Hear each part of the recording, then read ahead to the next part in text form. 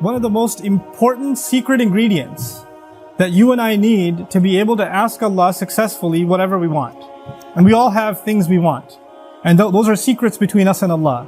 But if you're really going to be able to ask in a way that you're truly hopeful that Allah Azza wa Jal will respond to what you're asking for, there are some things that have to be in place. And one of the most important things that the Quran keeps highlighting that has to be in place is that you and I have to ask Allah to forgive us first. You have to ask Him to forgive us first. Before you ask Him anything else that you want or I want, we need to be able to genuinely ask Allah to forgive us. And I'm saying today, people ask, which dua can I make for forgiveness? Or what are the best words I can say for this dua? Or people have duas for separate occasions. So when a woman is expecting, she'll email me or she'll come up to me and say, look, I'm going to have a baby. Which dua can I make right now? Or somebody will say, I'm going for a job interview. Which dua can I make right now? Right? It was always this, give me the special dua for the special occasion. Let me tell you, those words are important because they're sacred and they're revealed. But the dua for all occasions is actually seeking Allah's forgiveness.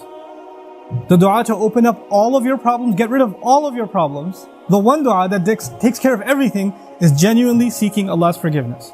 Nuh alayhi salam invites his people, for over 9 centuries. He's doing constant da'wah to them. And at the end of that career, he looks back and he summarizes the message that he was trying to give them. Of course, he didn't have one speech with them. He didn't talk to them once or twice. Laylan wa nahara, da'awtu qawmi laylan wa nahara. Night and day. He didn't even take nights off. He's constantly inviting them. And in a surah dedicated to his name, Surah Nuh, the surah of Nuh alayhi salam, he himself summarizes the entire message he was giving his people this whole time. What is it that I want from you? Inni kullama da'awtuhum litaghfira lahum. Every time I was inviting them, I was only inviting them, calling them to this faith, so you could forgive them, Ya Rabb. So you could forgive them. And then literally he says, here's how I invited them. This is what I exactly said to them over and over and over again. Qult, I said, istaghfiru rabbakum. Seek forgiveness of your master. Innahu kana ghaffara. Certainly Allah is someone who keeps on forgiving and keeps on forgiving and keeps on forgiving. And He does it repeatedly. But what He says after that is so remarkable. He said, you people, and I need you to understand who He's talking to. He's talking to one of the worst nations in history. Nuh alayhi salam is described as one of the worst nations of all the nations. Places like Surah Al-Qamar, where Allah describes different nations, or even Surah Al-Dhariyat, Allah describes different nations of the past that rebelled against Allah, that rebelled against the prophets and were destroyed. When He gets to Nuh alayhi salam's nation, what does He say? وَقَوْمَ نُوحٍ مِّن قَبْلِ إِنَّهُمْ كَانُوا هُمْ أَظْلَمَ وَأَطْغَى. The nation of Nuh from much before, they certainly were more wrongdoing and more rebellious than everyone else. Like He has the worst condemnation of the people of Nuh. It makes sense. They had a messenger not for one generation like every other prophet. They had a prophet 3 generations, 4 generations every century. Every 2 decades there's a new generation of kids that have grown up. And he's seen that century after century after century after century. He's seen 40, 50 generations of people. And they've all rejected Him. And He's making the same invitation to all of them. So the reason I brought this up is for a purpose. He's talking to very, very bad people.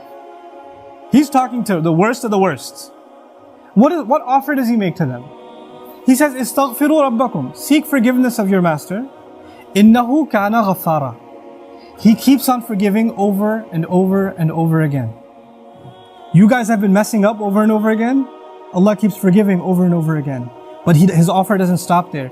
He says, يُرْسِلِ السَّمَاءَ عَلَيْكُمْ مِدْرَارًا. Yursili. It's actually Jawab al-Amr here. What that means is, if you seek His forgiveness, then Allah will open up the sky for you and it'll start pouring on you. Now that could be a reference to rain. And ironically, it's not a reference that you will get flooded. They did get flooded, right? They did get flooded, but Allah is talking about a different kind of rain now. If you seek forgiveness, that same rain that destroyed them will be the rain that brings them life. They didn't pray for rain. They didn't ask for rain. And Allah just asked them to make dua to be forgiven. But if you ask dua to be forgiven, the sky will open up and start pouring. Now Allah did not say water will pour.